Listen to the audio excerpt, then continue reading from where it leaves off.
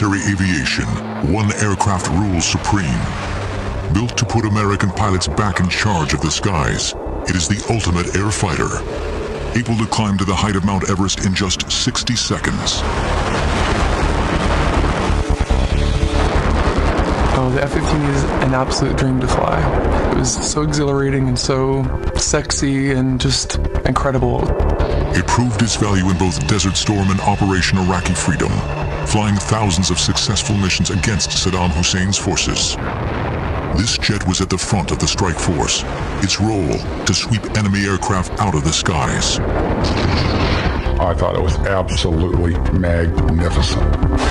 With firepower second to none and the maneuverability to outfly its opponents, its track record is astounding. Over 100 air-to-air kills for no losses. Not one single aircraft has been lost in air-to-air combat in over 30 years of service. Whoever controls the F-15 controls the skies. It's the greatest airplane in the world. Using extraordinary archive film and color reenactments, heavy metal flies into battle with the F-15 Eagle.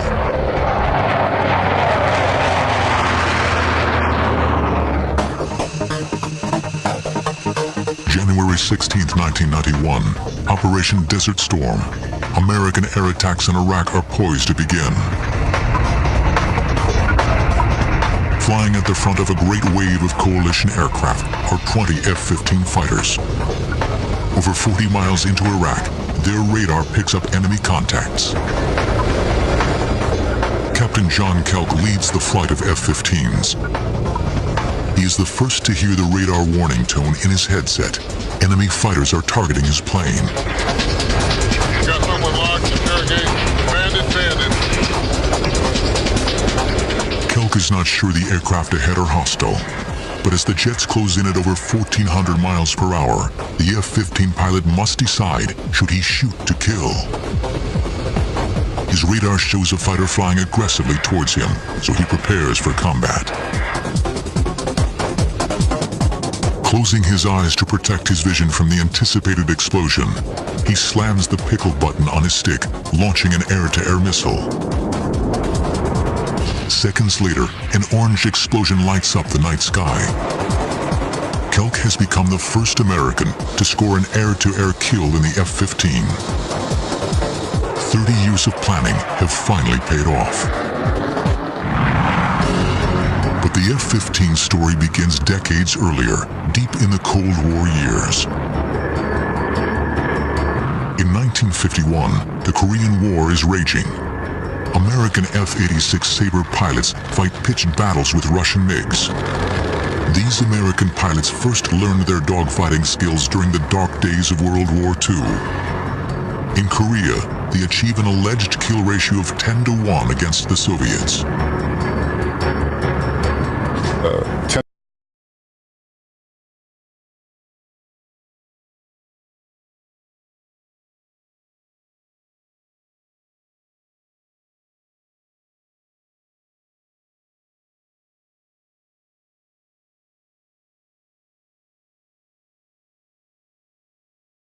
Chalk up another for the Sabres with no losses of their own.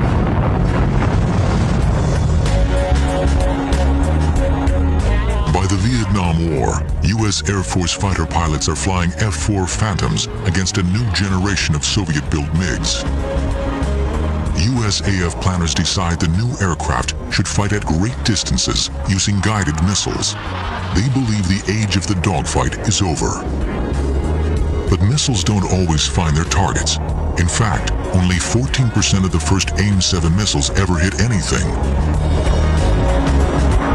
And when the Phantom's missiles fail, the fighter is left completely defenseless. The F-4 has no gun. A fighter that doesn't have weapons isn't a fighter. And the issue with the F-4 in Vietnam, though, was that the Sparrow, the radar-guided missile, and the Sidewinder, the heat-seeking missile that the airplane carried, were designed to be shot against large bomber-sized targets at high altitude. When you take a system designed, optimized for that, and then employ it against small fighter-sized targets, highly maneuvering at lower altitudes, the results are not pretty, and they weren't pretty for us. Soviet MiGs flown by Vietnamese lure F-4s in close, knowing they are soft targets. But the American pilots are not trained to dogfight. That knowledge from World War II and Korea has not been passed down to this generation of fighter pilots. The training that I had to go to Vietnam was abysmal. And new pilots that came into their organizations that were supposed to be there to go fly air to air and dogfight with the MiGs, the training was not even as good as abysmal. It was just, in fact, non-existent. The American F-4s and their pilots are left dangerously exposed. If you're an F-4 pilot in the midst of a dogfight, you've used up your radar missiles, they all missed, which they always did, and then you fired a few of your infrared missiles, and by bad luck, or because you didn't have a good position, they missed. Now you're out of ideas and out of ammunition, and you better go home because you're in trouble. They're going to get you unless you can get out of there, because you don't even have a gun to fall back on. The F-4 had originally been designed to down nuclear bombers. When pushed into a dogfight, its limitations are all too clear. The F-4, like almost all the airplanes that were designed to be electronic radar interceptors, had horrible visibility because the designers were totally focused on somebody with his head down in the radar scope, either the pilot or the guy behind him doing that. And all you needed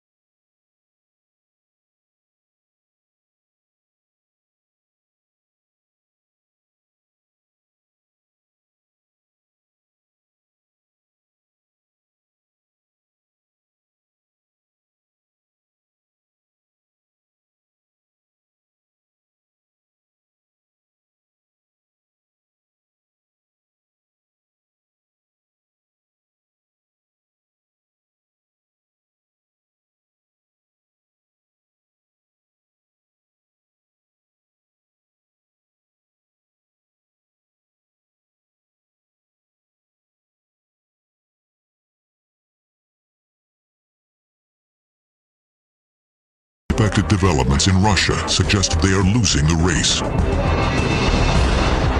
At the 1967 Moscow Air Show, the Soviets unveiled their next-generation fighter, the MiG-25 Foxbat. It would have looked to the intelligence analysts as though this was a force to be reckoned with. It would certainly have put the fear of God into them, because you've got an aeroplane that can fly at up to Mach 3, that can climb to 60, 70,000 feet, and that is easily going to be able to chase down and beat any fighter that the Americans had to put up against it. The race is now on to build an American plane that can outfight the Soviet MiG. Little does anyone know, the result will change military history forever.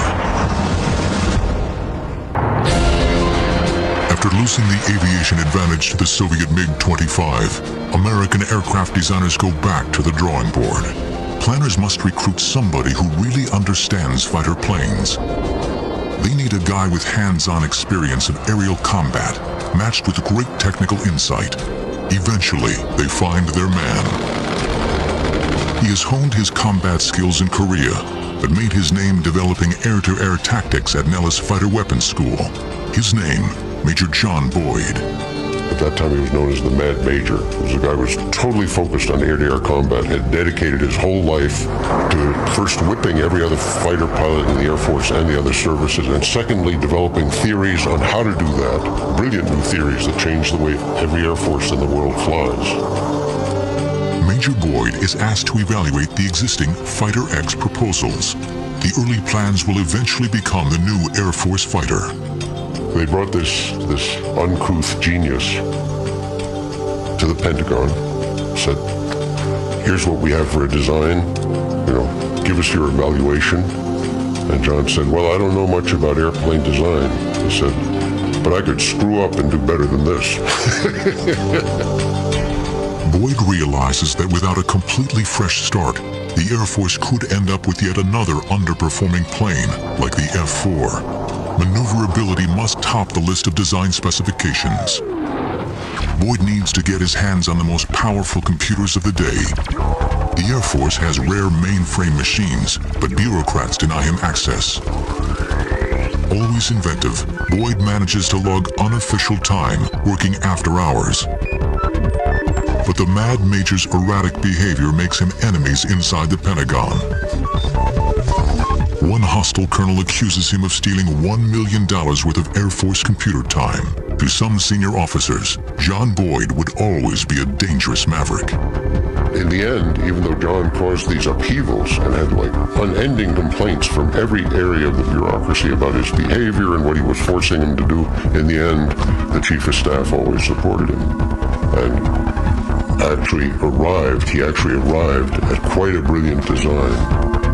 John Boyd does in fact produce revolutionary design specifications for the new Fighter X. 3 companies are then invited to compete for the chance to build the FX fighter. They have 9 months to create a polished design. By the 1969 deadline, a clear winner emerges.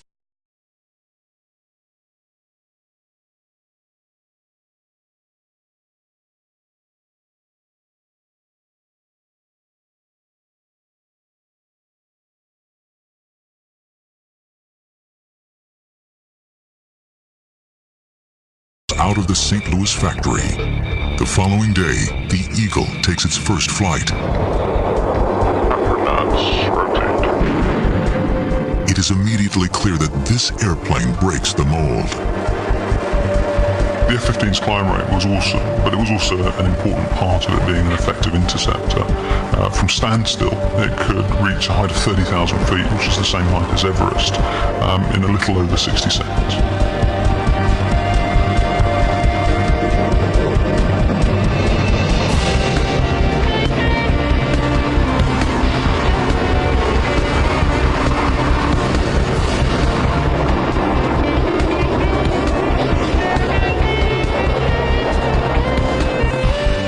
Has also been a revolution in the cockpit.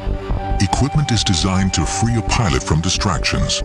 Whether attacking or defending, a pilot must stay focused on the enemy, not the aircraft's instruments. One radical new design is intended to simplify flight displays. It's known as the HUD. A HUD is a heads-up display, and it helps us in so many ways because we don't need to look down for any information. Everything that we do, everything that we need to see is right there in front of us. You've got your altitude, you've got your airspeed, you've got your Mach number, your G's available, the G's that you're actually pulling, what mode you're in, whether you've got a shot on somebody, if you're trying to shoot him with a missile, whether or not you're ready for a bomb to come off. Everything that you need to see is right there in front of you, so you don't have to look anywhere else for it. While the HUD projects information onto the canopy, the hands-on throttle and stick, or HOTAS system, means a pilot should not have to look down to fire weapons. Something crucial in the heat of battle. HOTAS was designed to make it easier on the pilot to be more efficient in the cockpit.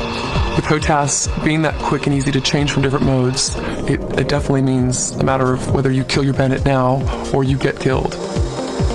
I think that having the HUD and having HOTAS definitely makes it more strapping the fighter onto you. You become one with the fighter.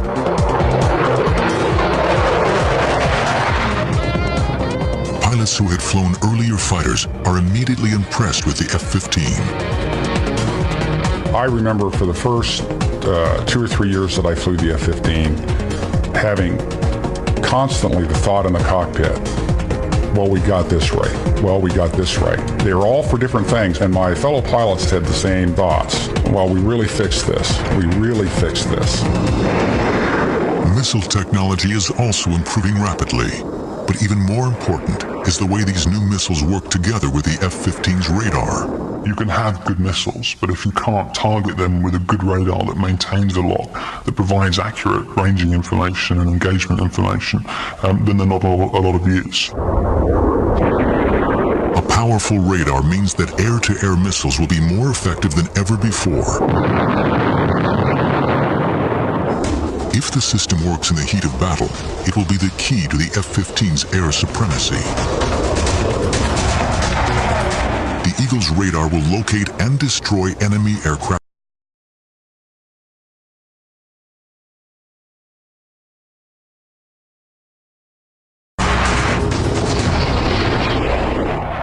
To Dick Anderegg, this system was a revelation. In my F-15 checkout, I remember flying home and telling my instructor pilot, who had been in the other airplane,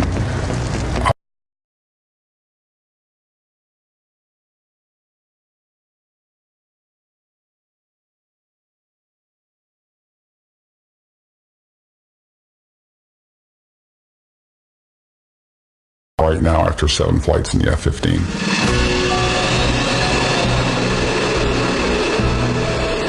Within 3 years of its first flight, the Eagle has broken multiple records.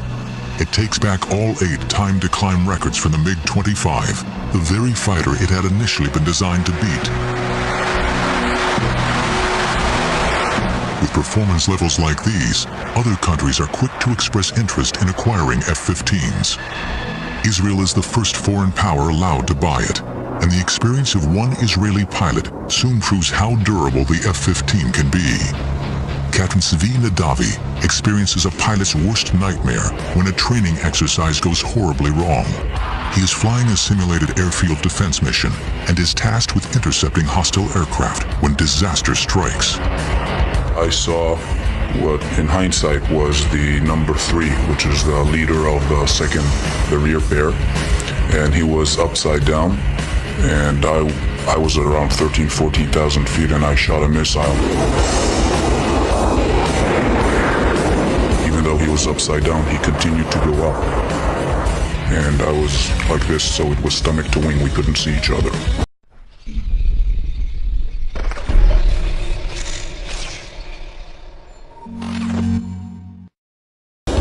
And we collided.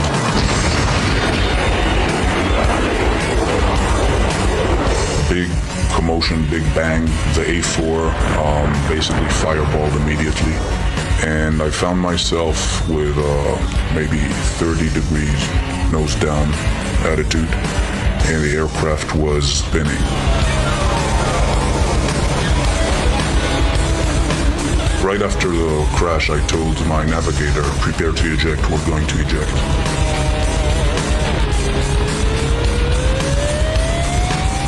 I opened afterburner, which is a totally opposite instinct when you're spinning towards the ground.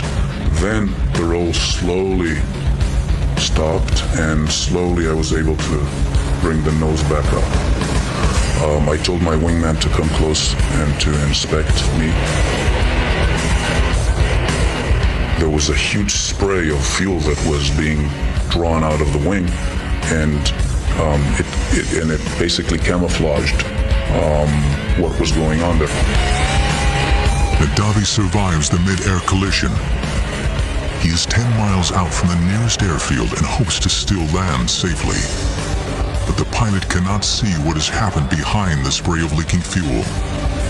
His F-15 has been so badly damaged in the collision that he is flying on just one wing.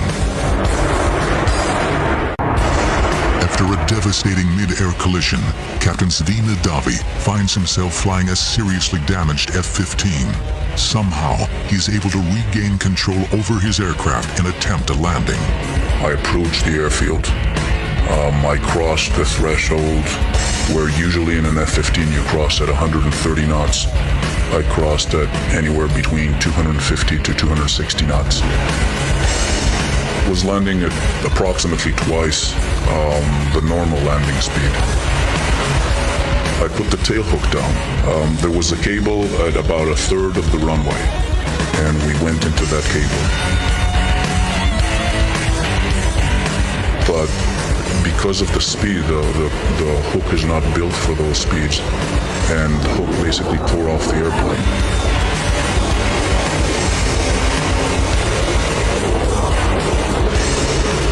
We stopped maybe 20 feet short of the barrier.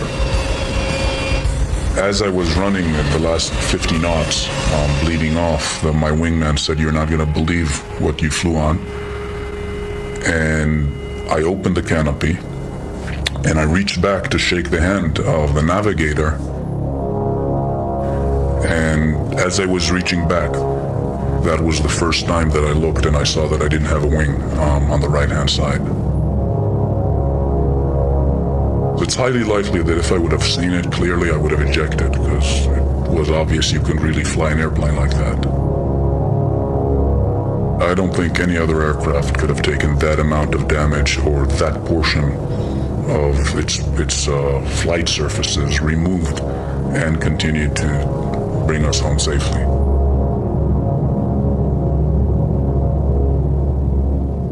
The best testament was a good friend of mine who was an F-16 pilot, and he crossed and he saw that there was no wing, and his first words was, "Can I transfer to F-15s?" It should be aerodynamically impossible for an aircraft to fly with one wing missing.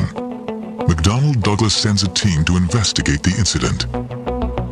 Their first inclination was it was a taxiing accident. It couldn't happen in air in the airplane. And only when they later went to analyze it and said, okay, the F-15 has a very wide body, and you fly fast enough, then you're like a rocket, then you don't need wings. The Eagle has done the impossible. If a pilot can land an F-15 with just one wing, the plane should be able to endure unimaginable punishment on the battlefield. But nobody can tell at this stage how well the Eagle will perform against the dreaded MiG-25. The first good look at the MiG-25 came when a Russian pilot, Viktor Belenko, defected in his MiG-25 to Japan. The Japanese and the Americans hustled over the airplane. They dismantled it on the airfield. And what they saw and what they found was that it was an aircraft that was far less capable than they had originally thought. MiG-25s look weak on paper, but the Israeli Air Force is the first to challenge them in a real air battle. Since the creation of the modern state of Israel, the Middle East has been torn by bitter wars. One such conflict breaks out in the late 70s as Israel and Syria vie for control over Lebanon. Syria possesses a modern air force with Soviet-supplied planes, MiG-25 Foxbats. The MiG-25, in my opinion, was a teaser. It was a test, I think, at that time between the Soviet bloc and the US as to whose technology was better. On June 27, 1979, a group of Israeli Phantoms attacks targets on the Lebanese coast. Just as the Phantoms complete their strikes, they spot Syrian MiGs approaching fast. The enemy fighters will be on top of them in seconds. A flight of Israeli F-15 Eagles is protecting the Phantoms, patrolling the skies above them. They immediately hit their afterburners and streak down towards the hostile MiGs. Each F-15 pilot picks a target and locks on with Sidewinder air-to-air missiles. Seconds later, the Sidewinders rip into the MiGs, instantly vaporizing them. For the first time, American technology is pitted against Russian MiGs. The result is a great victory for the F-15, with the Eagle scoring 5 air-to-air kills on its first day in battle. The F-15 goes on to dominate the skies above the Middle East. In the Lebanon War, the Israeli force basically shot down over Lebanon close to 80 aircraft. And as far as I recollect, there was no air-to-air losses on the Israeli side. American pilots can only watch this encounter. They still have not had their chance to fly the F-15 in a real conflict. 10 more years must elapse before American fighter planes are called upon once again. August 2nd, 1990. Saddam Hussein's troops march into Kuwait City, looting and pillaging as they advance. There is also a clear possibility he may order his troops to advance on Saudi Arabia. The U.S. response is swift. Saddam cannot be allowed to threaten Middle Eastern oil supplies. Operation Desert Shield is initiated, and one of the first directives is to deploy 166 F-15s to Saudi Arabia. Their job, protect the northern Saudi oil fields from Saddam Hussein's advancing troops. As I report to you, air attacks are underway against military targets in Iraq. The F-15 will be critical to the success of the Desert Storm air war. But American F-15 pilots have not yet flown in combat. This is their chance to prove they possess the right stuff.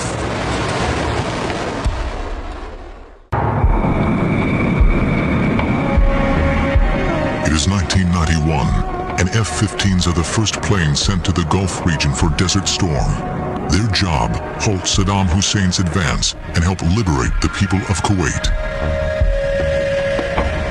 Ranked against American F-15s is the biggest air force in the Middle East.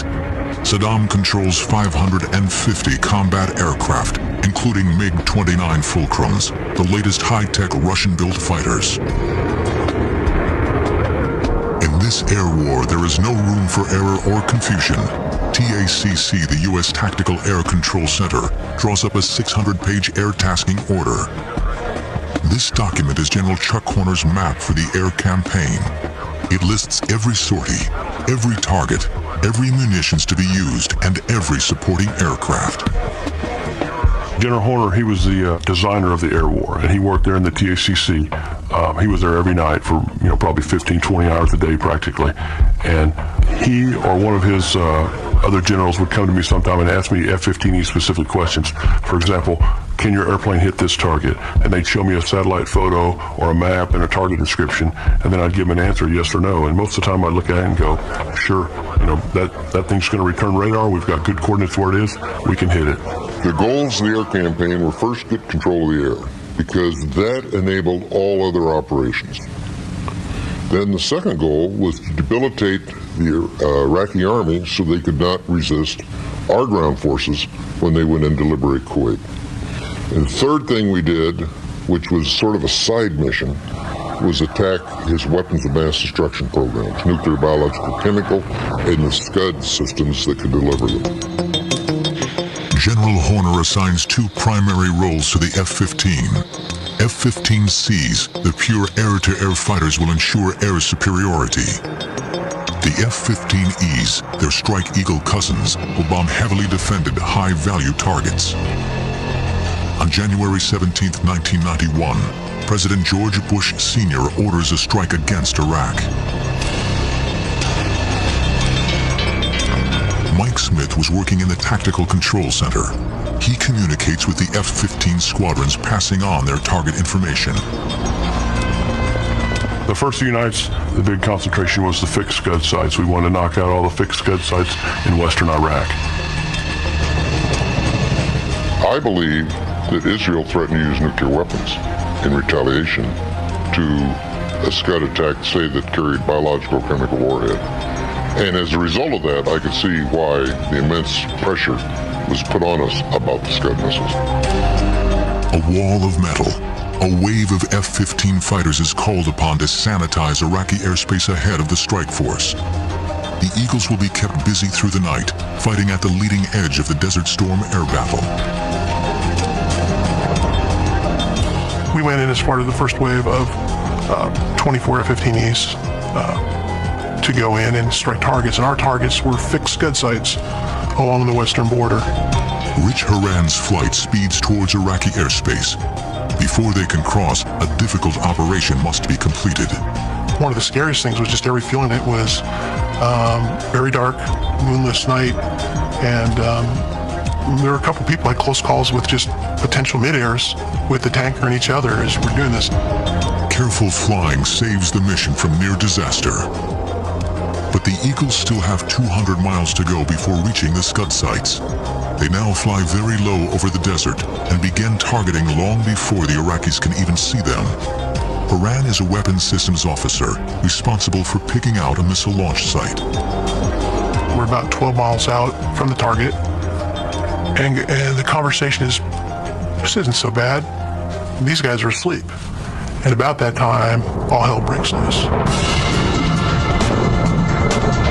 And what all hell happens to be is number one's bombs have gone off, and the Iraqi anti-aircraft gunners react to the bombs going off, and the sky is filled with AAA. It is the most impressive fireworks display I've ever seen, which is somewhat the conversation I'm having with the guy I'm flying with, and then the realization that really what I'm looking at is every third to fifth bullet is a tracer. And then it dawns on me the reality of the situation and the fact that they mean us bodily harm.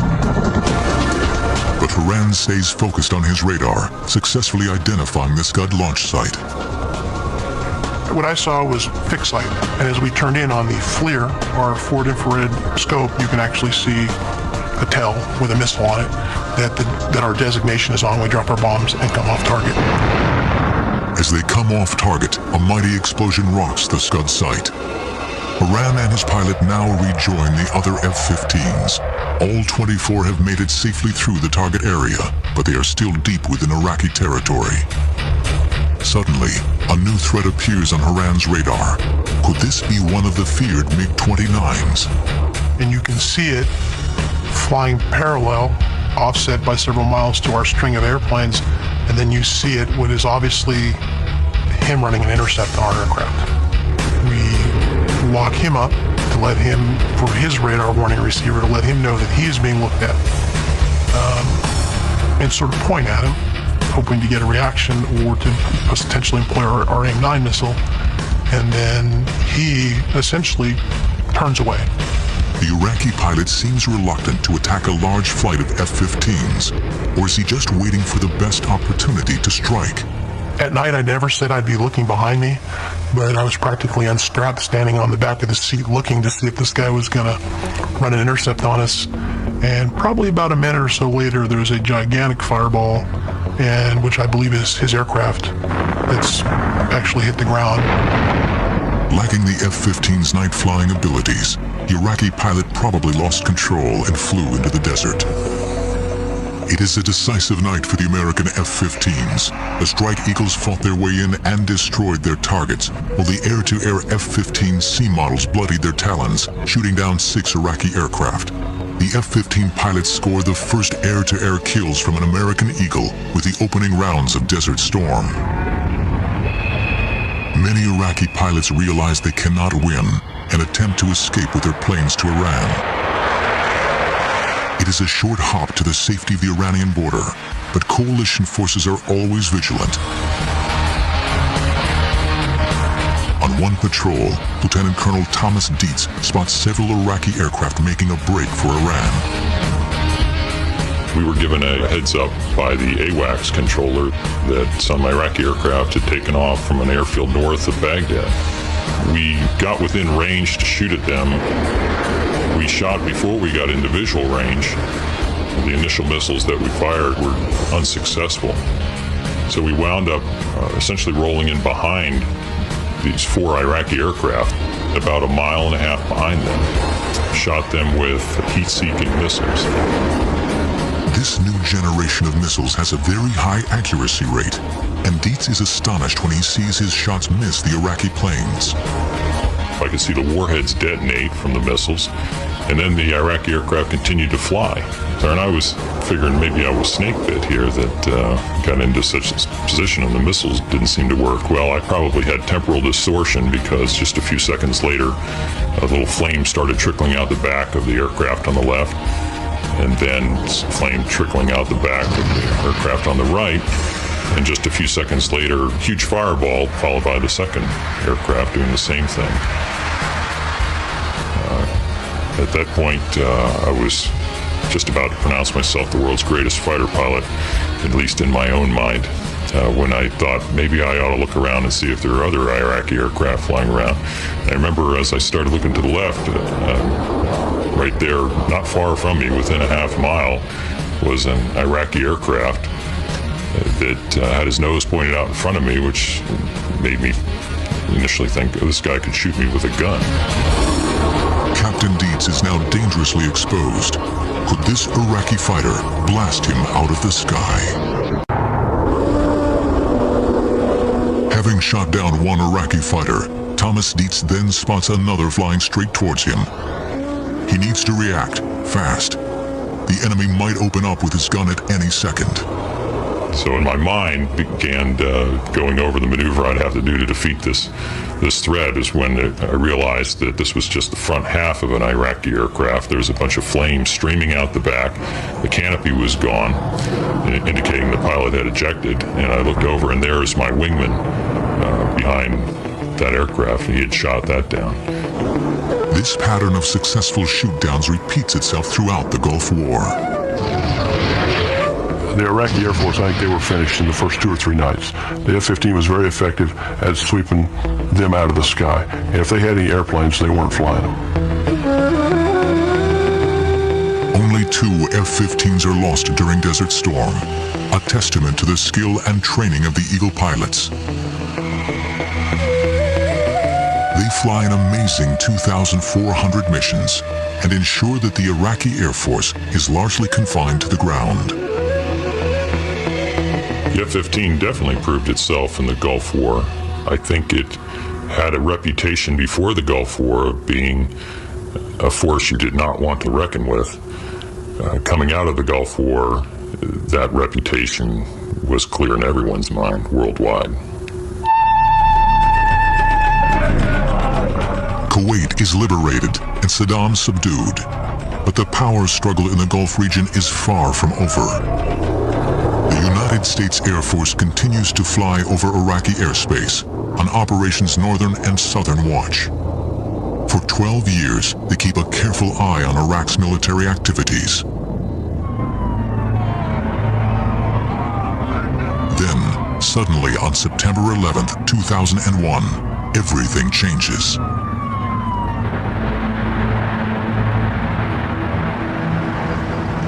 Freedom itself was attacked this morning by a faceless coward, and freedom will be defended. Make no mistake, the United States will hunt down and punish those responsible for these cowardly acts. It was relatively obvious to me as a combat pilot that we were going to play some role in whatever happened. At that point, obviously, we didn't know where the attacks had come from or who was at fault or even what we were going to do about it. But I was relatively confident that if we were going to take any kind of military action, that F-15Es were going to be part of it, and I was hoping that I'd be able to be part of it as well. Well, after 9/11, obviously being the first time that we as a country have been attacked on our own soil in quite some time, every country is going to respond when something like that occurs to them. However, I think it's because of the makeup of our country, the fact that we fight for freedom, and 9/11 was an attack against that freedom. It did bring us together, and it brought us together in a very good way. Before long, F-15s are at the forefront of President George W. Bush's war on terror, helping to hunt down al-Qaeda in Afghanistan. The role of F-15E in Afghanistan was mostly close air support. They were working in close proximity of ground forces, and they relied on the eyes of those guys to find al-Qaeda and be able to determine if there's a good guy or a bad guy. It is the exceptional range of the F-15E that proves invaluable in the Afghani conflict. We're hitting targets well beyond the reaches of the Army. We're going to be the long arm of the law. F-15s also work closely with ground troops, precision bombing targets identified by their Army colleagues. Afghanistan is soon liberated from the repressive Taliban regime, but trouble is brewing elsewhere. The U.S. Air Force has remained active in the Gulf region since Desert Storm. But by 2003, it is clear that Saddam Hussein and President Bush will not reach an agreement over weapons of mass destruction. War breaks out again in early March. In the weeks leading up to the war, the Iraqi Air Force increases its activities. But once hostilities break out, they seem to lack the will to fight. We thought that there might be a little bit of opposition in the first day or two of the war.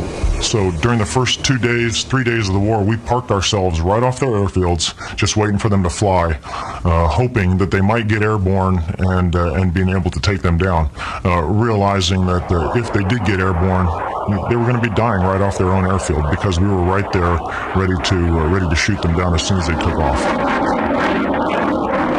I'd certainly like to think that after the Iraqi Air Force experience during Desert Storm, that they'd know better than to take off and fight an eagle. I think it's the first time in warfare that there's been an enemy Air Force that didn't turn a wheel. And obviously he who hesitates is lost, because once he decided not to fly and they stayed on the ground, the bombers went in and then basically picked them off one by one. Only the Iraqi pilots can tell us why they did not fly against the coalition forces. Perhaps they hope to preserve their Air Force for future use under a new regime. One of the things that they were doing, which we weren't quite sure why, they started burying their aircraft in the sand. Maybe they were trying to send a message that they didn't plan on flying, but as they were burying their aircraft in the sand, we continued to take those aircraft out as well. After assuming air superiority, the F-15s then turned their attention to helping out their Army colleagues on the ground. We were merely a support asset for the guys on the ground that were going to march from Kuwait to Baghdad. And our job was to move the Iraqi armor out of the way. It is the Strike Eagle's ability to drop precision laser-guided bombs that will now prove vital.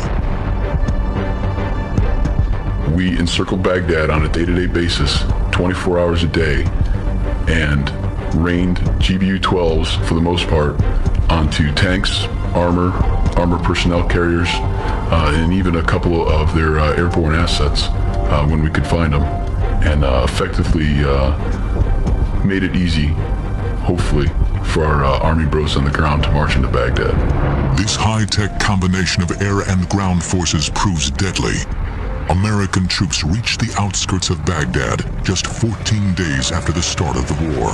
After the past 12 years of doing Operation Northern Watch and Operation Southern Watch, we've wanted to take care of business.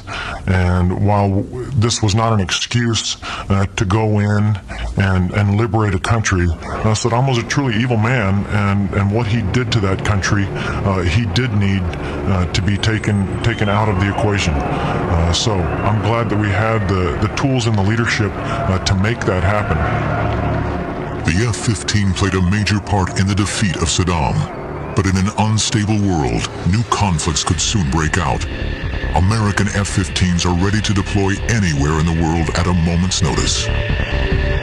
We want to make sure that we can deter any threat. We're continually making sure that when we go out and train, that we will be the best on the block, that nobody can challenge us, and that every time we go out, we will have air supremacy, that we will own the sky and own the battlefield. Today, the Eagle reigns supreme, but new fighters are being developed that may one day surpass the F-15's capabilities. Meanwhile, new technology and continuous training will help the Eagles stay at the top of their game. I want to go out and I want to be able to totally dominate the enemy. If we're going to have a fight, I don't want it to be a fair fight. We want to go out and we want to dominate. And that's why we train as hard as we do to make sure that we can maintain that perfect record of 104-0. As a fighter pilot, you'll never admit